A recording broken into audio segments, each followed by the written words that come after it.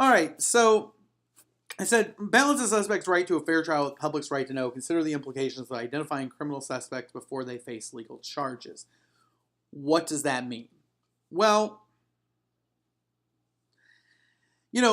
oftentimes we have a difference between, like, there's different states. Like most publications, most print publications will have a rule that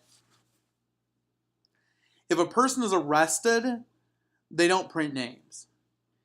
But because there's a difference between being arrested and charged and being found guilty. Being arrested merely means that in the moment, the officers thought that there could be a case against the person, that there could be probable cause, and they arrested the person. Charging means that the state's attorney or a grand jury has reviewed the grounds for the arrest and determined that there is enough reason to charge the person. In which case, we now probably would report a name in significant cases. Not all cases, but in significant cases, we would do it.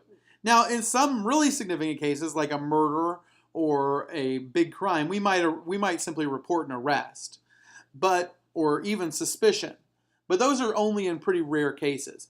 But as the crime and the public impact, like for example, if somebody gets arrested for shoplifting, the police could have been wrong. And when they get charged, maybe you name them. But I'm not even sure naming them when they're charged with shoplifting is as big a deal, because the public is not exactly harmed in a major way by that. Now, if the person had, hit a child or,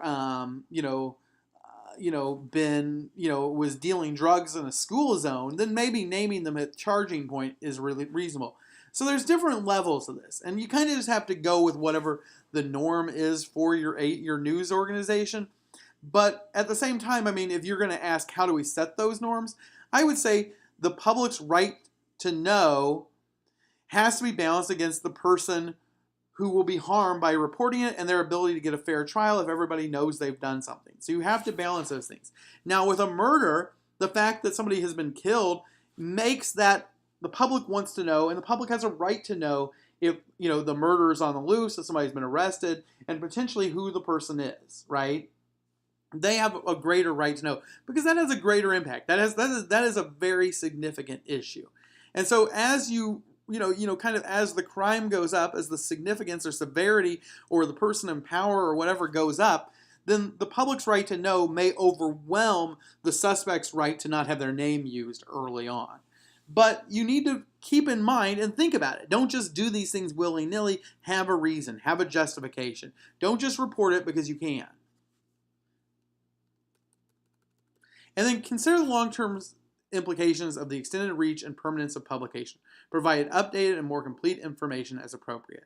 So, like I said, in today's day and age, you put something online, it will stay there forever. Make sure to update the information as appropriate. Okay? If you find out later you were wrong, you need to correct it, and you need to make sure that gets linked. That way people know that.